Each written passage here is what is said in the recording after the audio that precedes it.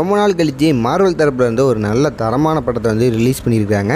Deadpool and உல்வரின். இந்த படத்தை எத்தனை பேர் வந்து பார்த்துட்டீங்க அப்படின்னு மறக்காம வந்து கமெண்ட்ஸ் பண்ணுங்கள். நான் பார்த்ததை வந்து ரிவ்யூ வந்து சொல்ல போகிறேன். டிவிங்கிற ஒரு மல்டிவர்ஸை காப்பாற்றுற ஒரு அமைப்பு இருக்குது.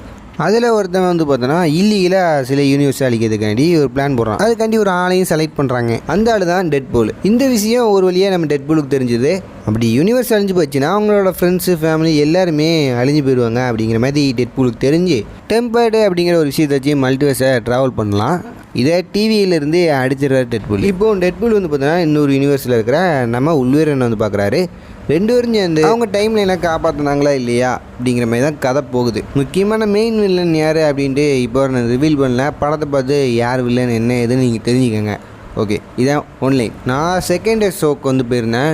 அதில் வந்து முக்கியமாக வந்து பார்க்க வேண்டியது என்ன, படம் ஃபுல்லாக வந்து பார்த்தோன்னா மேக்ஸிமம் 18+ தான் இருக்கும். நீங்கள் வந்து 18+ பச்சையாக பேசலைனாலுமே உங்களுக்கு புரிஞ்சுக்கலாம். நாங்கள் ஒரு மூவி பார்த்துருப்பீங்க, அதுக்கு ஒரு ஸ்டெப்பு எக்ஸ்ட்ரா போய்ட்டு வச்சு செஞ்சுட்டாங்க. நம்ம ஃப்ரெண்ட்ஸு இந்த மாதிரி வந்து தேட்டரில் போய்ட்டு பார்க்கலாம். ஃபேமிலியோடலாம் பேராதீங்க, ரொம்ப தர்ம சங்கடத்துக்கு ஆளாகி போயிருவீங்க. நான் தேட்டரில் உட்காந்துருக்கும்போது பக்கத்தில் ஒரு கப்பல்ஸ் உட்காந்துருந்தாங்க. அது மட்டும் இல்லாமல் ஒரு 10 வயசு சின்ன பையன் அவங்க ஃபேமிலியோடு வந்திருந்தாங்க. எனக்கே ஒரு மாதிரியே போச்சு. நீங்கள் படத்தை பார்த்தவங்களுக்கு உங்களுக்கே தெரியும்.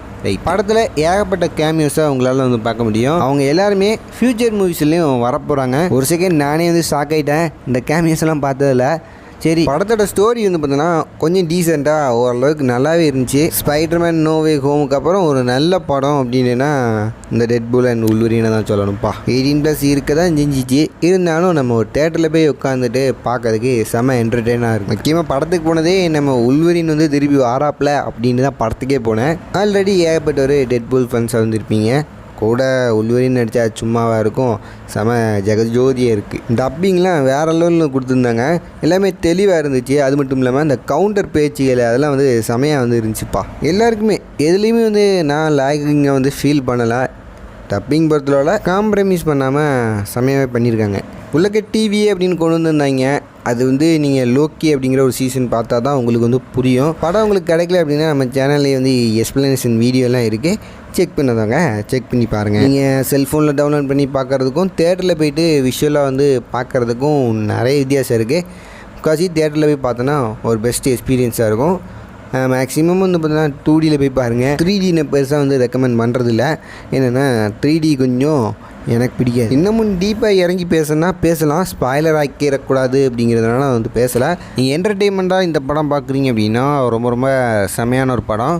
அதே இது நீங்கள் மார்வல் ஃபேனாக இருந்துட்டு ஸ்டோரி வைஸ் ஸ்கிரிப்ட் வைஸ் வந்து பார்க்குறீங்க, இந்த மாதிரி நேரத்தில் மட்டும் லைட்டாக லேகிங் ஃபீல் உங்களுக்கு இருக்கலாம், வாய்ப்பு இருக்குது.